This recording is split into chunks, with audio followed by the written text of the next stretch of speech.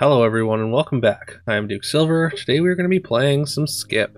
I know a lot of people struggle with Skip. I know I say this every time every time I post a Skip game, but yeah, I mean Skip is definitely one of my best performing heroes.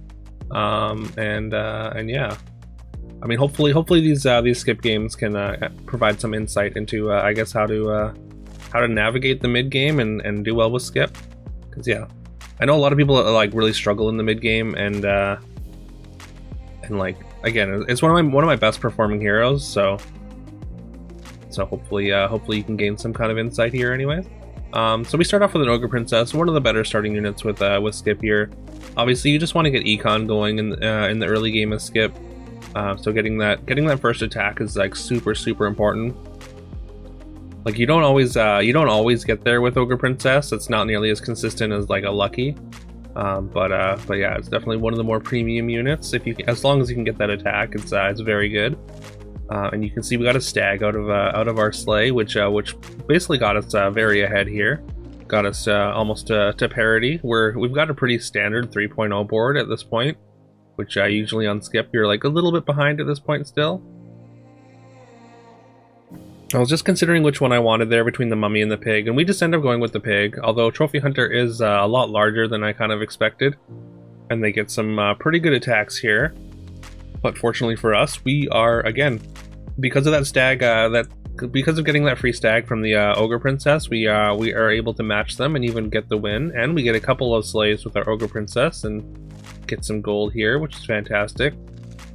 Now that we're on level 4, we could just take this Arthur and shard it. Like, there's a lot of decent level 4 evil characters. I think like the worst hit would probably be Vulture, and even then it's not that bad. We've got 2 animals up front. Like we could have gotten into a Medusa or a Monster Book, but we decided to roll because we've got these extra characters that we can sell. And then we find this Masquerade Ball, which I almost like just used it just to look at a 6 or look at a 5. I mean.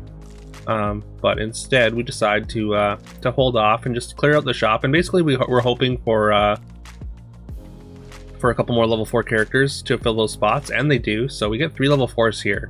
So we set up this Masquerade Ball very well here, and yeah, we're gonna get a Robin Hood and a Wombats super early here. Like this is only 3.2 still, so this is a very large power spike, and this is one of the ways that you can get ahead on Skip. Yeah, just like a Masquerade Ball to get like even higher tier characters ahead of schedule is a great way to get a lot of tempo on board. And we keep the unicorns there. Maybe we should have just kept the Minotaurs, but since we have the unicorn, we are going to make sure we support the unicorn. The extra 3 attack on Wombats at this stage doesn't really matter too much. Pops out a baby root there. And yeah, we get our Ogre Princess sleigh as well as our pig gold out of that combat. So incredible combat for us there. There's a Nutcracker which we could have considered, but I mean it's 4.0 now, so I'm less inclined to get that without some kind of support. And yeah, because we're so strong with this Robin Hood as well as this Wombats, we're actually gonna pick up this Make-A-Wish, or Wish Upon a Star, I should say. And yeah, we're gonna position our board a little bit more combat oriented rather than trying to get value. We're gonna have to put our stag in position 3 just because we really want to get this Wombat supported. That extra toughness is gonna matter a lot. Miri is definitely no slouch here, so winning this combat might be a little bit difficult. We pop out a Feasting Dragon there. We lose our pig. Fortunately, I think because of this double mouse backline, they're just not quite strong enough to take down our Wombat summon, and yeah, we get the win there. So we're up 2 extra XP now. So we're up 4 XP on the lobby, and yeah, we're on 6 next turn on 4.2. So a lot of different directions that we can go from here. We can basically take any 6 and build around it now, and our board is definitely strong right now. We're lacking treasures, and it's a little bit harder to get treasures at this point just because like the pool is so thin. As like there's just so many characters in the pool, so hitting your likelihood of hitting those treasures is like a lot lower. So that's one downside to being up so high on XP. And we got I think this player disconnected or something, so we got kind of a free win here, if I recall correctly. This person had 1 unit Oh no, that might have been the Fates, so this might have been a different player. Okay, yeah, this is Pan Shadow. Looks like they gave up after getting 3 units, or got disconnected or something, so yeah, we make pretty short work of them. Almost wish I'd played the Ogre Princess up front, but we did get our pig gold anyways, basically for free. So now we have 12 gold to work with on our 10 gold turn on level 6. And yeah, now we just wanna find a level 6 character to again to build around, or just add a ton of stats to the board if we can. There are some 5s that are like upgrades, but okay. And there's a Yorm on 4.2. Yorm can just win a combat by himself, so I think we are gonna take the Yorm here. We're also gonna take the Nian. Nian's like an easy path to a treasure, which is very important. Cindy is also kind of an easy path to a treasure, but it's a little bit late, and we're not necessarily able to cast a spell every turn, so we are going to sell down for this Yorm though. And we put the Ogre Princess in 1 because it's going to get the buff, and it's 50-50 to slay here. A lot of stats on Pan's board here. Looks like they haven't found Hat yet.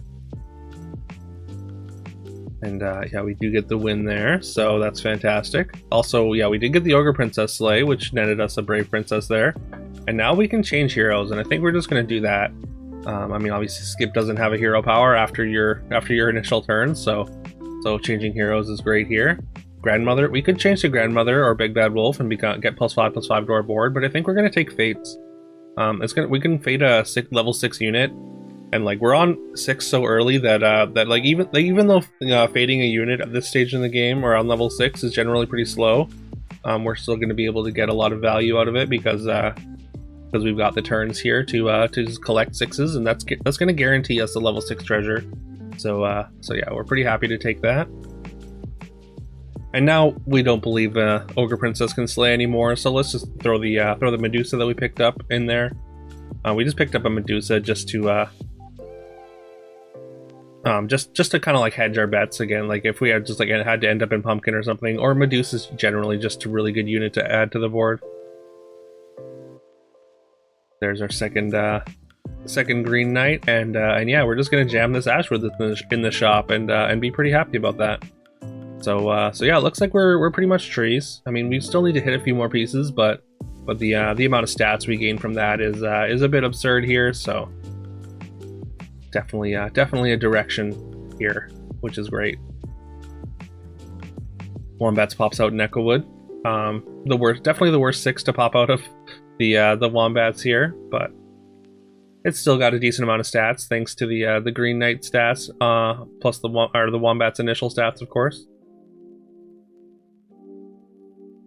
I think I'm like in Beginning Stone is like generally like pretty good in this spot. We're down to a top 4 though, and it's only 5.2 right now. It's 5.2, I think 5.1 or 5.2. So like in Beginning Stone, if you have a lot of things to buy, is really good, of course. But I think because we've already got some like an established board, we're basically just looking to add a tree to our board every turn. The Ivory Owl is going to add up to more stats.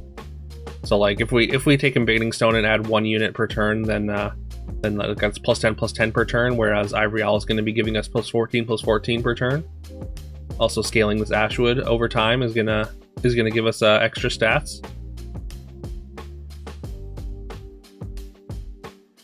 Yorm gets to slay there and survives, so that's nice. Yorm still our tempo Yorm here still pulling his weight.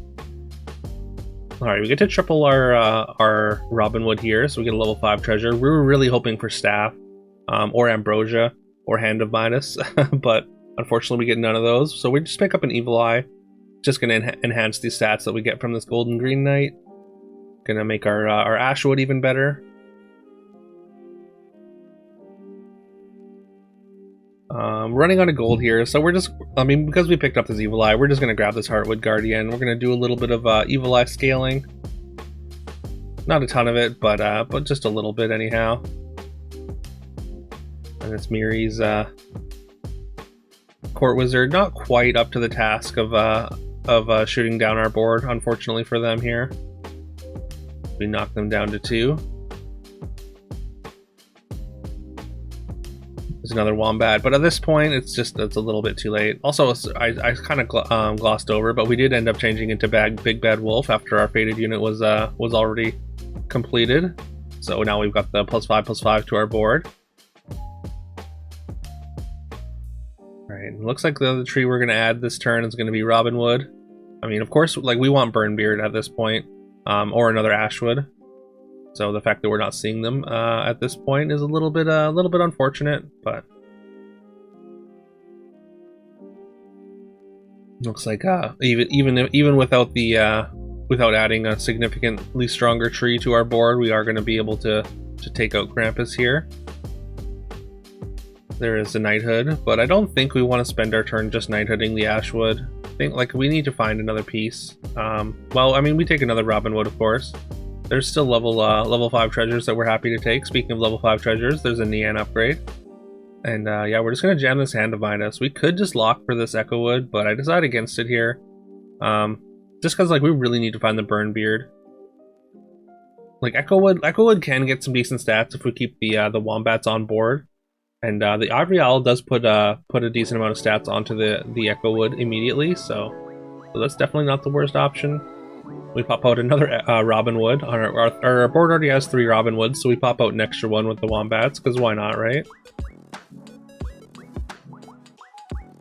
Just all Robinwoods all the time. And there's a second Ashwood, but we don't want to waste our Hand of Midas on it. We've already got an Ashwood with a ton of stats, and we get rewarded for not taking it there. Our patience pays off as we get our Burnbeard with the Hand of Midas. So now with the Ashwood with 81 toughness here, it's gonna get quite large, as well as, and hopefully act as a wall for our Robinwoods here to get some ranged attacks. We could lock for this Evil Twin. We could have also sold down for it. We had just enough to sell for it, and we could have made a copy of our Ashwood, which may have been okay. But I think I would rather just keep the Medusa on board, anyways. Medusa is just obviously very solid unit, and yeah, opponent found a Doom Breath though, and actually, sorry, that is you could have seen in chat Master Trollolol from who just posted in chat, never hat GG. So that was someone from my chat sniping me, and yeah, they unfortunately never found hat, and but yeah, and our very not complete tree board is still enough to take down the pants board that never found hat. I mean, they found Forkball and they were still quite large, and finding that Doom Breath was of course very, very good for them, but just still not quite enough and kind of came up short. But yeah, we had a few more turns to find some more trees, even if they had been a little bit bigger and had won the fight. So I think we may have had inevitability potentially. I mean, I guess like with Hat Forkball, like the scaling kind of gets out of control. So maybe not. Maybe we just dodged a bullet by by them not finding Hat. So, but anyways, let me know if you enjoyed this. Please leave a like, comment, subscribe, do all that fun stuff that helps the algorithm. I would very, very much appreciate it. I hope you all have a great rest of your day. And also today, actually, right now, as of the time of this upload, I will be streaming. And today is day 100 in a row. I've streamed every day for 100 days in a row, and we're going to be doing some Steam game giveaways and just playing like a variety of games all day. So if you want to stop by the stream, then yeah, I would love to hear from you. And yeah. But anyways, I hope you all have a great rest of your day, and I will see you tomorrow.